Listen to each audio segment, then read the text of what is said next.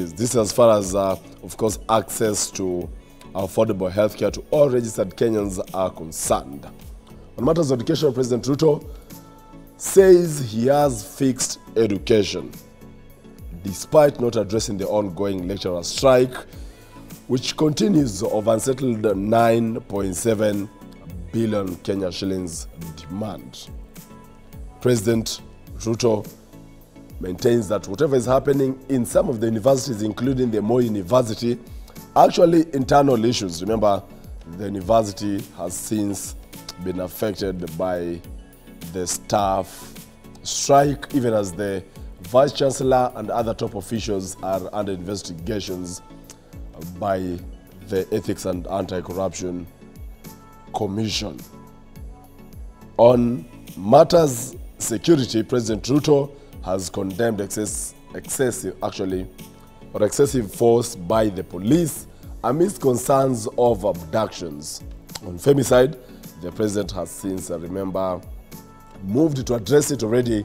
There is an allocation of 100 million Kenya shillings for the women leaders to move around the country to campaign on these. Also, on matters of corruption, the head of state has now launched a crackdown on corruption, warning government officials and vowing an intense action against the corruption lords. Even as the DPP, that is the Director of Public Prosecution, has been slammed for dropping cases and also allegations of tampering with evidence. Remember, at some point, it was President Ruto who was accused of using the DPP to withdraw some of the cases. However, this time around, it's now the president accusing the DPP, who is saying the truth.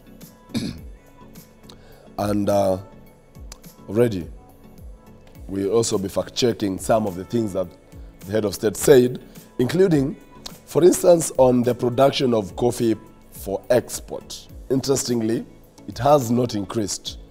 Statistics show that the production of coffee for export has declined. So President William Ruto cited that that was an upward trajectory. However, even as we fact-check, it's not true. Ruto lies? That's the question. He also claimed that the sugar production has surpassed the monthly demand, that is the local demand, of 40,000 metric tons. According to the Kenya National Bureau of Statistics, the monthly demand for sugar in this country is actually 90,000 metric tons. So 40,000, really? Mr. President, did he surpass 40,000 or 90,000? Even as the wheat production in 2023 was 3.4 million bags, according to President Ruto, he claims that 10.4 million bags are in stock. On this set, I'll be hosting this morning an MP, a senator, and an economist. That is Honorable Geoffrey Ruku, Member of Parliament, Mbere North, Honorable Eddie Okech, Migori Senator, and as well Ruth Kinyanjui. She is an economist. And I invite you in this conversation of our social media platforms at K24 TV, at Joel Chacha, as well as on our SMS and WhatsApp numbers on the bottom of the screens. I'll be glad to sample some of them before wrapping up Nude on this morning. We now go big on what happened on Thursday on the State of the Nation, where President William Ruto has now cancelled the deals related to their Adani holdings on the grounds of new information availed to him by partner nations.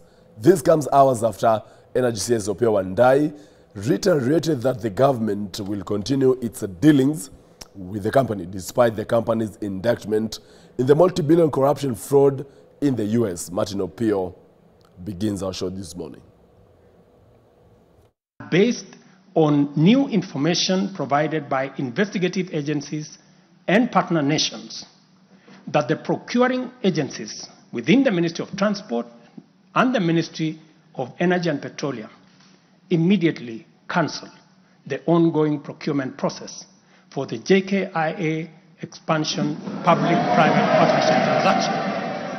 It is an announcement that sent legislators into a celebratory mood, if not the nation as a whole, following President Ruto's declaration that he had cancelled all deals involving the Adani company. Very important. President Ruto said the decision was attributed to credible evidence from relevant agencies. Immediately commence the process of onboarding alternative partners because these are important projects. Honorable members, the work of taking our nation forward is our collective responsibility as citizens. For this reason, we value the contribution of all, whether they come in the form of support or encouragement, suggestion or proposal, criticism or protest. I believe that the most powerful component of leadership is listening and learning. Adani had shown the intent to renovate and manage the Jomo Kenyatta International Airport JKIA for 30 years, a plan that was opposed by Kenyans. I listened to religious leaders, the civil society, industrialists, entrepreneurs and professionals. Their contributions and everyone else's have my full attention and commitment to respond through positive, affirmative action that takes the national transformation endeavor forward. I commit to continue listening and acting, to engage, debate, deliberate with you, and to take your input into consideration in serving our nation. Already another agreement worth 95 billion shillings had been signed between K24 and the Ministry of Energy. President Ruto has also slammed brakes on the deal. Because of the information that has been provided to us by partner nations, I have directed agencies within the Ministry of Transport and the Ministry of Energy and Petroleum to immediately cancel the ongoing procurement process for JKI expansion public-private partnership transaction, as well as the recently concluded K24 transmission in public.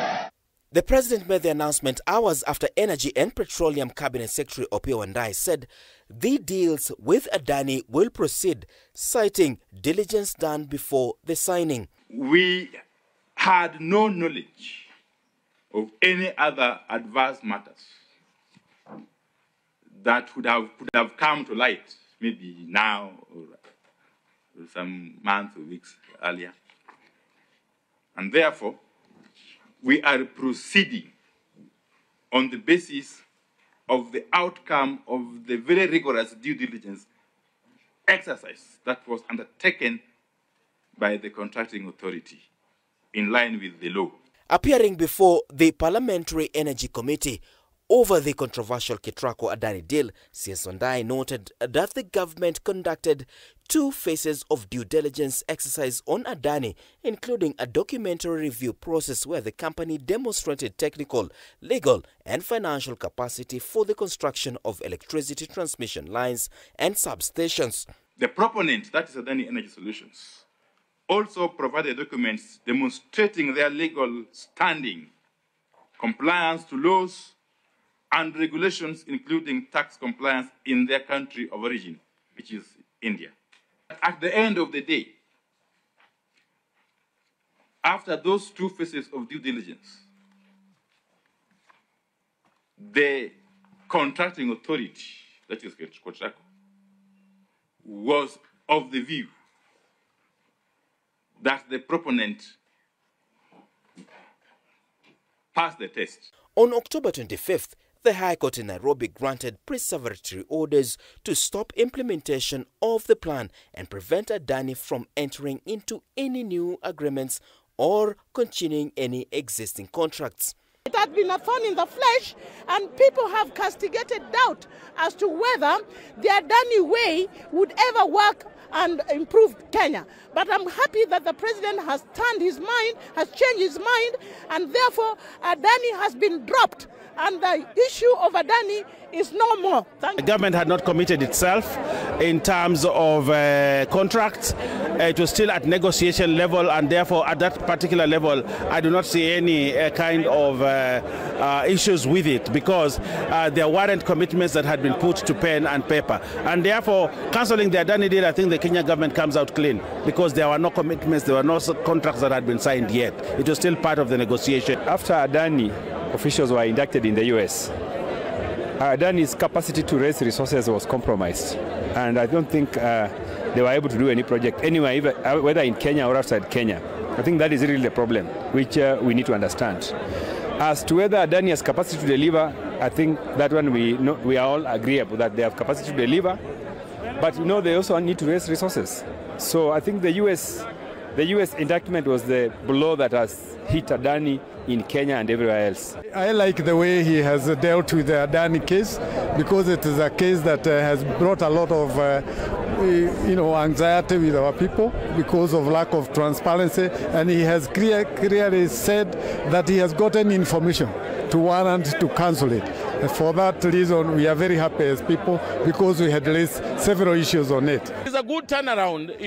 Any politician should listen to the people, and clearly the president is a listening president, and he has decided to listen to the people of Kenya and done the necessary. Martin Opio, K24 TV, Nairobi. Meanwhile, Treasury Cabinet Secretary John Mbadi has reassured Kenyans that no taxpayers' money will be lost in compensating Adani following President William Ruto's cancellation of the JKIA takeover and energy deals. This comes amid growing concerns that there could be serious ramifications from cancelling such deals, potentially leading to litigation that could cost Kenya billions of shillings. The decision by President William Ruto to cancel two Adani deals, one involving the JKIA takeover and the other in the energy sector, has sparked fears that Kenya may face monetary repercussions. For me, it is an embarrassment of monumental proportions. In fact, all those who participated in the signing of a Adani deal, action should be taken upon them, because they were involved from the beginning. So that means the government was never advised by those who are responsible in the ministry to advise on the legality of this particular deal. Finally, there will be consequences, because this is a contract that has been signed. There is a breach of contract, so there will be consequences that will follow the cancellation of that particular contract. However, Treasury Cabinet Secretary John Mbadi has denied claims that Kenya will have to pay compensation as a result of backing out of the agreement with Adani. Even that one which is signed can be negotiated and can still be cancelled, because the moment you give the contract, I don't see any possibility of losing any money. Compensating them for what? For doing what? Because the only thing is the amount they paid, which would be refunded. Yeah? Because it is not a mutual termination.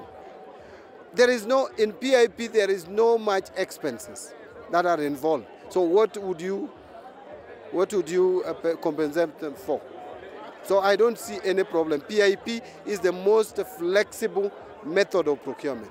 But was this cancellation driven by public opinion or pressure from the United States, which had previously inducted Adani? Listen to the citizens, stakeholders, that can cancel the Adani controversial. Is it citizens or partner states? No, citizens. It's the citizens. Information from their partners, especially international partners, and then this makes me feel very sad that a deal that every one of us felt and knew that is a fake deal, is not a deal that is for the best interest of the people of Kenya. The president has to wait until the Adani people are inducted in other countries. They have not even done due diligence on these deals. It makes me wonder how many others would be wrong that will have to call for the cancellation. Nevertheless, leaders from both the minority and majority sides of the political divide have praised the head of state for his move. So happy to know that the president has heeded to our call as parliamentarians, because we also saw that the process, it is not the issue, it is not actually the person or the company, but the process of procurement of these services was not done in accordance with the procedures and the law. When they express their views on those hashtags, it means something for this administration. That is, to me, the greatest take home today, and I'm happy that now we have an open governance, we have a government that is listening to the public, and we have now decisive leadership that's saying when this happens, we make a decision and we move forward. About Adani has been a crucial issue and a thorn in the flesh. Questions about accountability, questions about public participation, and questions about good governance. So I think it is a good thing that not only that one, but also the procurement issues about K24. Joel Chacha, K24 TV, Nairobi. Still on the same breath, Indian billionaire, businessman and the chairperson of the Indian Adani Group has been indicted by the prosecutors in the United States on charges he duped investors. According to the charges, Adani Group executives concealed that the company's huge solar energy project on the subcontinent was being facilitated by an alleged bribery scheme amounting to millions of dollars. The latest development leaves egg on the faces of the top government officials, among them President William Ruto, who before announcing the cancellation of the deals had earlier on vouched for the Indian firm. Ian Kitani tells us more. Billionaire Gautam Adani, the chairperson of Indian conglomerate Adani Group, and other executives were indicted in New York on Wednesday by U.S. prosecutors for their alleged roles in years-long multi-billion-dollar bribery and fraud scheme involving plans to develop a major solar power plant. According to the United States Department of Justice, Adani, a key ally of Indian Prime Minister Narendra Modi, and 7 other executives, including his nephew Sagar Adani, promised more than $250 million in bribes to Indian government officials to secure solar energy contracts expected to yield $2 billion in profits. Authorities say Adani personally met with an Indian government official to advance the scheme, which took place between 2020 and 2024. The defendants frequently met and allegedly discussed the bribe scheme, including evidence on several phones. According to a media statement signed by the firm's spokesperson, the Adani Group will seek all possible legal recourse to deal with the issue. The group says it has always upheld and is committed to maintaining the highest standards of governance, transparency, and regulatory compliance across all jurisdictions. The statement goes ahead to reassure Adani Group stakeholders, partners, and employees. The Indian conglomerate runs various subsidiaries, including Adani Airport Holdings, Adani Energy Solutions, Adani Green Energy, Adani Ports, and Adani Power. The Indian firm is also accused of various issues across the globe, top among them corruption, tax evasion, stock price